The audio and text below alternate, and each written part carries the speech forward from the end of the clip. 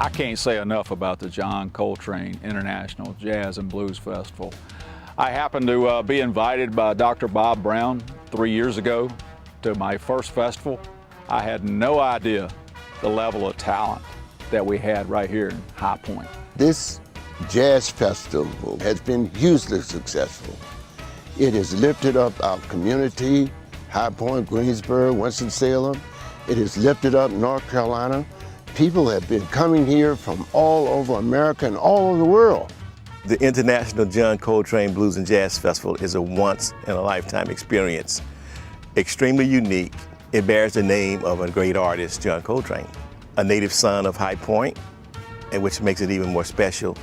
John Coltrane is a jazz icon. He's very innovative and influential in the development of jazz in the 50s and 60s, and he grew up in High Point and he learned to play here in the high school band and in the community band, and we celebrate that fact every year. One of the most prolific jazz saxophonists who turned jazz on its ear, who influenced all types of jazz artists. The annual impact of the John Coltrane International Jazz and Blues Festival is approximately $4 million. We have attendees come from 20 to 25 states annually. Obviously, there's a huge economic impact, but, and I'm saying this is a big but, it could be so much more if we support it properly. This is a tremendous event, world-renowned talent, Grammy Award winners, that we have more support from outside the city than we do inside the city. Everywhere we go, we're trying to find people as committed to improving the young generation of musicians, you know, as we are to it, and to find a foundation like this and a festival that's so generous in giving brand new instruments to aspiring musicians, I think is a really beautiful thing. So please give it up for the festival first. Well, the student essay for the John Coltrane Festival is really one of my most favorite endearing aspects of the festival. It's a wonderful thing to see them participate and to be able to express themselves with clarity what it is that they want to do in music.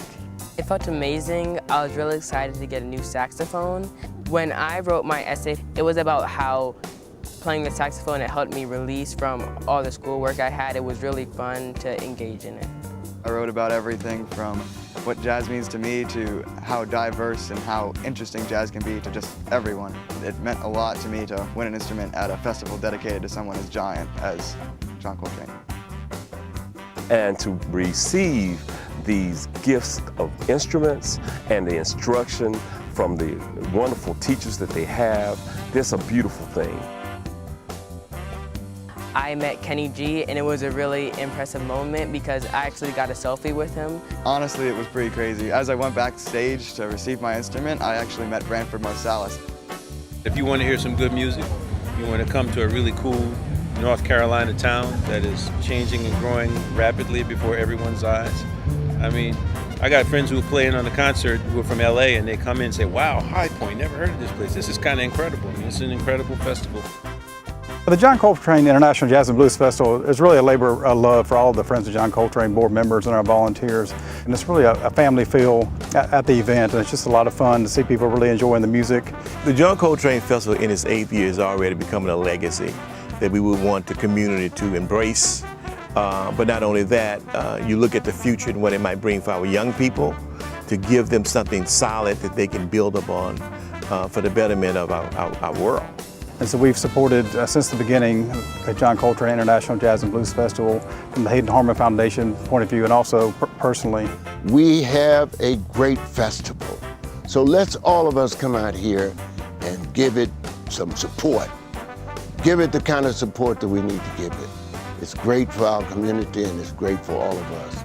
The John Coltrane International Jazz and Blues Festival, they hit it out of the park every year. I mean, the talent is fantastic. I meet people from New York, Miami, Chicago. In fact, more people attend the festival from out of town than the locals here in High Point. High Pointers, we need to get on board. This is a great event, a unique event for High Point. If you like to experience love and community, you should be here at the 8th Annual John Coltrane International Jazz and Blues Festival. The 8th Annual John Coltrane International Jazz and Blues Festival has it all. Gregory Porter. Weight of love on my show. Live performances by Diane Reeves. Lee Ritenour. Plus, we welcome saxophone standout Ravi Coltrane.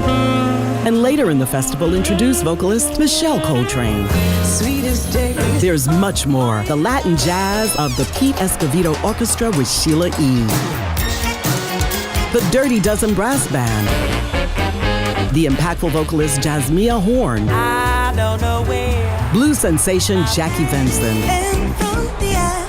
And the NC Coltrane All-Stars. 2 days of jazz by the lake at Oak Hollow Festival Park, High Point, North Carolina. You've got to be there Saturday and Sunday, September 1st and 2nd for the 8th Annual John Coltrane International Jazz and Blues Festival. Gates open at 3 p.m., rain or shine. Tickets and details available at coltranejazzfest.com.